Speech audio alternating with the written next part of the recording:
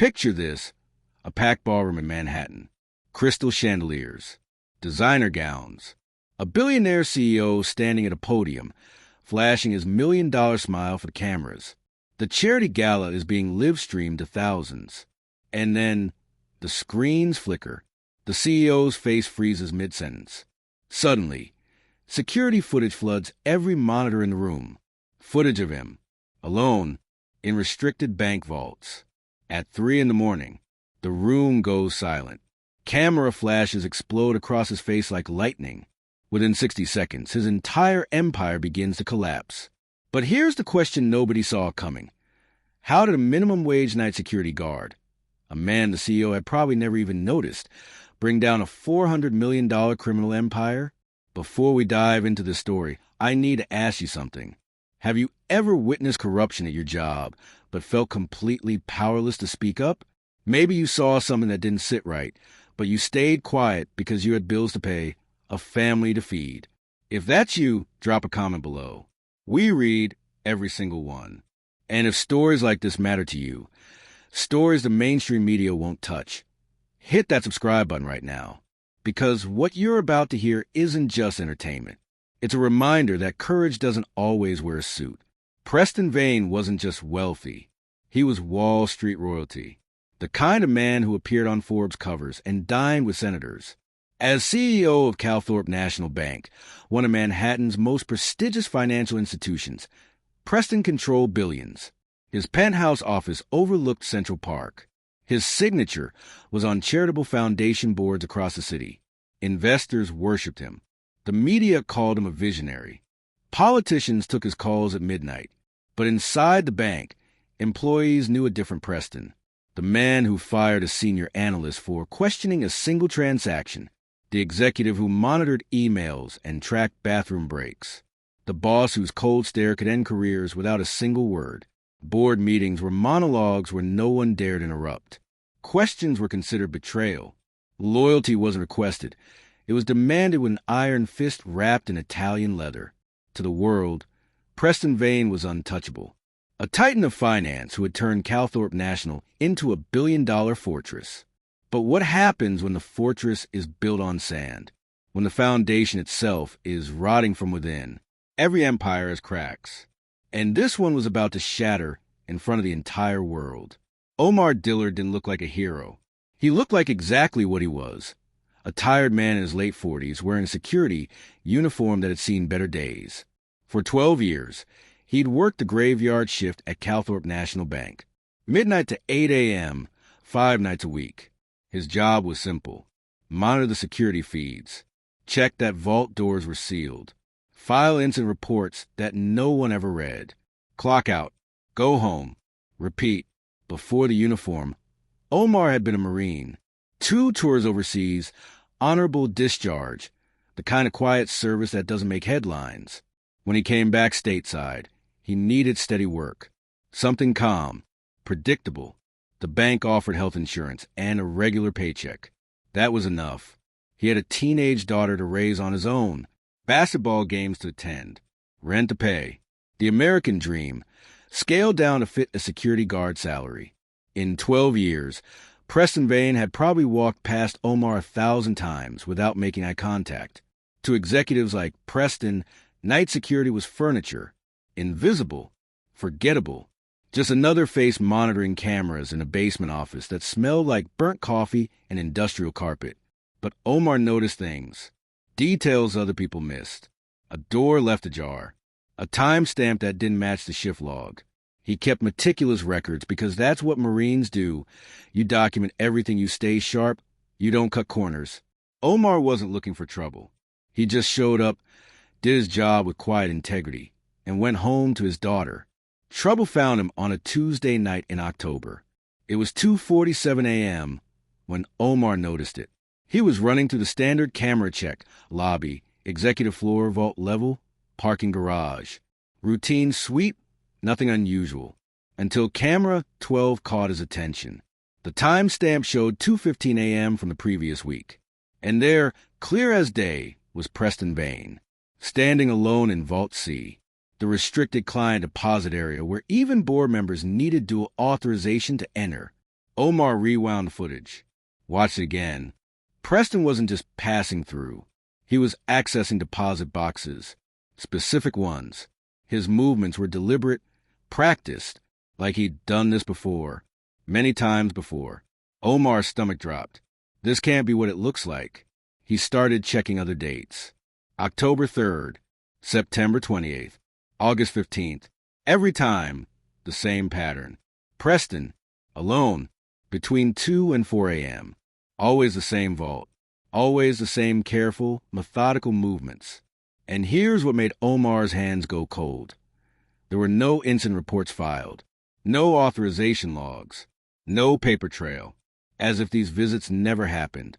For the next 3 weeks, Omar barely slept. He'd finish his shift, drive home, kiss his daughter goodbye as she headed to school, and then instead of sleeping, he'd sit at his kitchen table with a notebook. Dates, times, vault numbers. He bought a small USB drive and started copying footage onto it, hidden in his locker, encrypted with a password only he knew. The bags under his eyes grew darker. He lost weight, started checking over his shoulder in the parking lot. His daughter asked if he was okay. He smiled and lied and said work was just busy. But at night, alone in that basement office, watching Preston Vane steal from his own clients in grainy black and white footage, Omar felt the weight of what he discovered crushing down on him. This wasn't a small thing. This was massive, systematic, criminal. And if Preston found out someone knew, Omar had seen what happened to people who crossed this man. Careers destroyed, reputations shredded. And that was just for asking questions. What would Preston do to someone holding evidence of fraud? Stop for a second. Put yourself in Omar's shoes. You just discovered your boss, a billionaire with unlimited power and resources, is committing massive fraud. You're a single parent with a regular job and no safety net. What would you do? Risk everything? Or delete the footage and pretend you never saw it? Drop your answer in the comments. Would you expose corruption if it meant potentially losing your livelihood, your safety, maybe even your life? If you're rooting for Omar right now, hit that like button. He's going to need all the support he can get.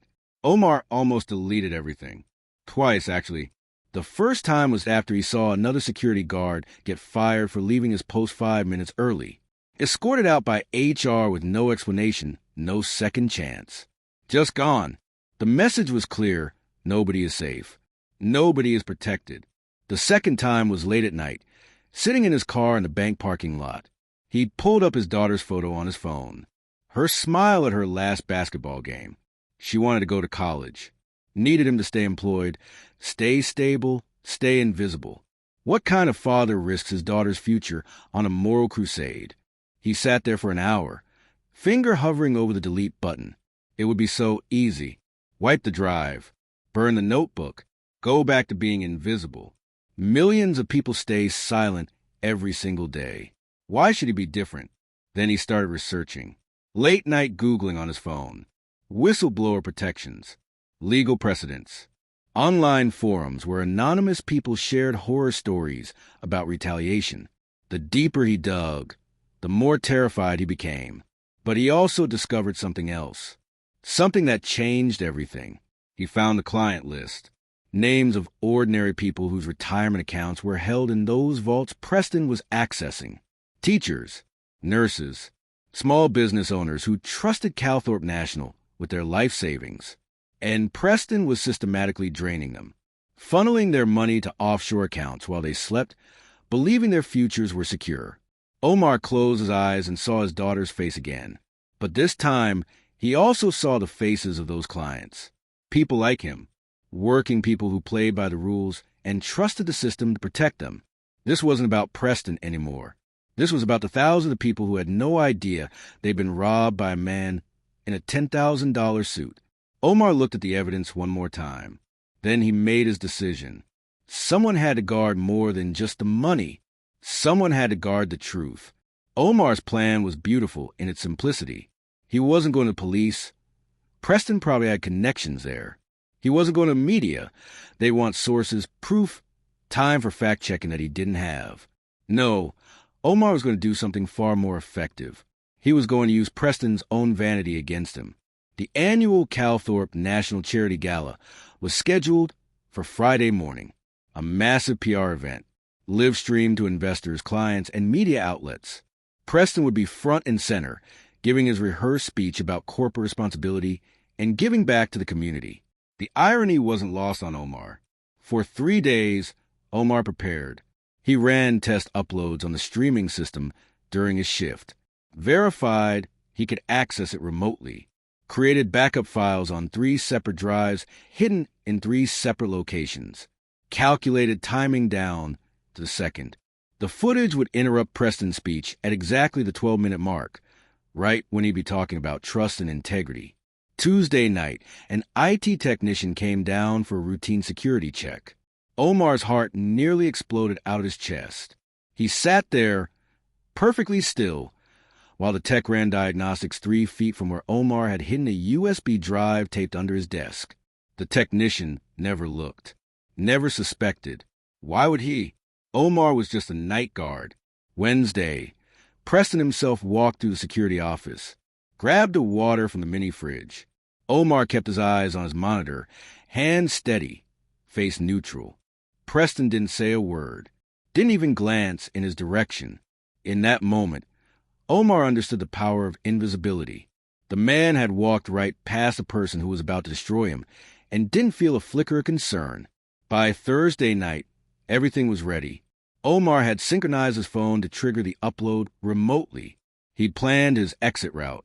He'd written a letter to his daughter, just in case something went wrong, explaining everything and telling her he loved her. He would draw enough cash to disappear for a few days if necessary. Friday morning, he didn't go home after his shift. He went to a diner 3 blocks away, ordered coffee, and waited. There was no turning back now. The Calthorpe Grand Ballroom glittered like something out of a movie. 500 people in tuxedos and evening gowns, champagne fountains, a string quartet playing Vivaldi, cameras from CNN, Bloomberg, and CNBC. This was Preston Vane's kingdom, and he ruled it from a podium wrapped in the bank's logo. At Calthorpe National, Preston's voice boomed through the sound system. We believe that trust is a foundation of everything we do. Omar, sitting in that diner 3 blocks away, checked his phone. 11 minutes, 40 seconds. He took a sip of cold coffee. His hand shook slightly. 20 seconds. 10. 5. He pressed send. For a moment, nothing happened. Preston continued talking, his practiced smile radiating confidence. Then the screens flickered. Once. Twice. The audience shifted uncomfortably. Preston paused mid-sentence, glancing back at the display behind him, and then his own face appeared on every screen in the room. Grainy security footage. Timestamp, 2:47 a.m., October 3rd. Preston Vane, alone in Vault C, accessing private client deposits. The footage jumped to another date. September 28th, same vault, same actions. Then August 15th, July 22nd. The timestamps kept coming, scrolling across the bottom of the screen alongside account numbers and offshore wire transfer codes. The room went silent. Not the polite silence of an attentive audience. The deafening silence of collective shock. Someone's champagne glass shattered on the marble floor. Camera operators spun, trying to decide whether to film Preston or the damning evidence behind him. Preston's face, his real face, not the TV smile, flashed across every news camera in the room. Pure, unfiltered shock. His mouth opened, but no words came out. For the first time in his life, Preston Vane had no control, no script, no exit strategy. Then the chaos erupted. Board members jumped from their seats. Journalists shouted questions. Security rushed the stage. Someone screamed for the footage to be cut, but it kept playing. More dates, more vaults, more evidence. A financial empire collapsing in real time, broadcast live to thousands of viewers. Preston tried to speak. There's been some kind of, but his voice cracked. The mask had shattered. Within minutes, lawyers were on phones. Investors were demanding answers. The SEC was being notified, and Preston Vane, the untouchable titan of Wall Street, was being escorted off his own stage by his own security team. Omar? He'd already left the diner, walked to Port Authority. bought a bus ticket with cash. By the time Preston's world was imploding, Omar Dillard had vanished into the early morning crowd, just another invisible face in New York City.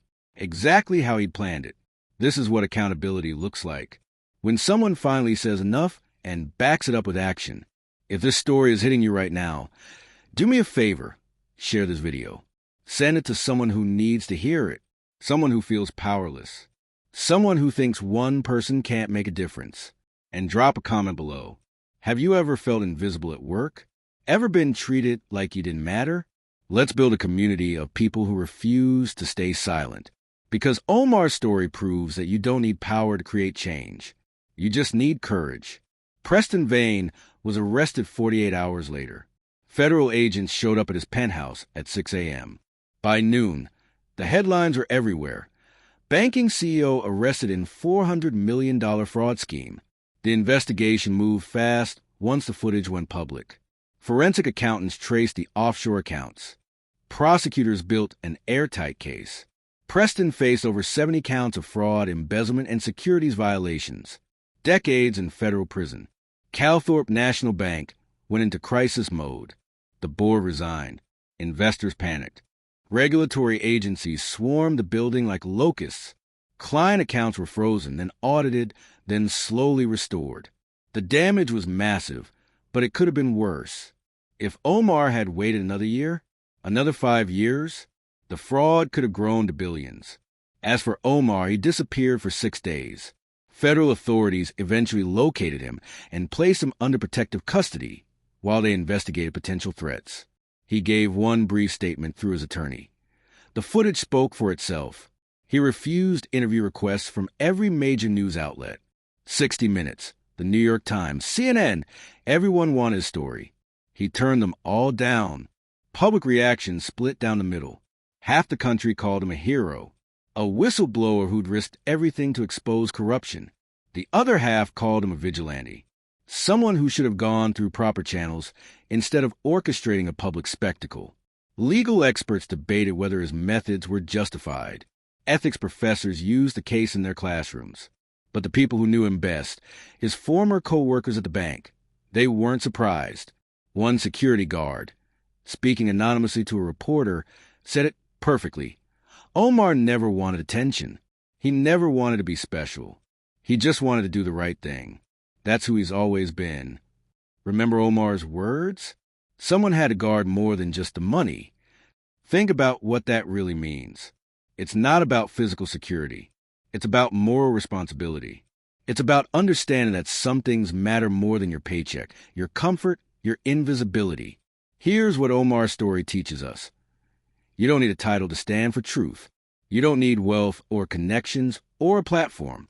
You don't need permission to do what's right. What you need is the courage to act when everyone else is looking away. The willingness to risk comfort for conviction. But let's be honest about something else. Omar's choice came with massive personal cost. He lost his job. He lived under federal protection.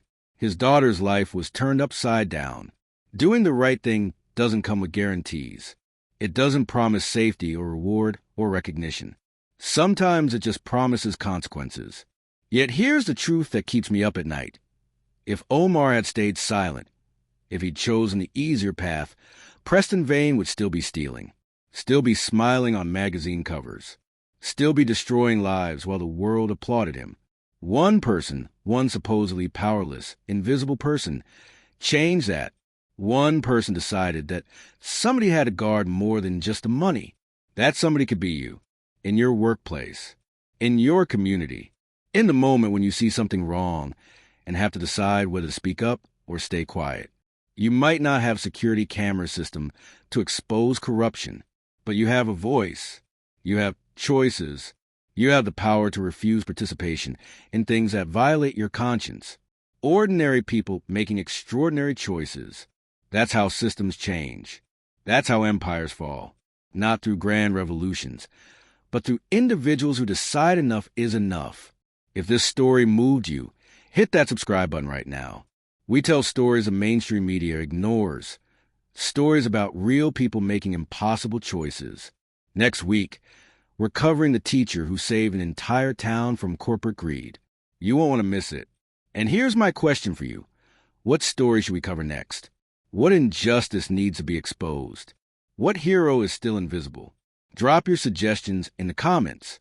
This channel exists because you're here, because you believe these stories matter. Until next time, keep questioning, keep watching, and remember, you're never as powerless as they want you to believe.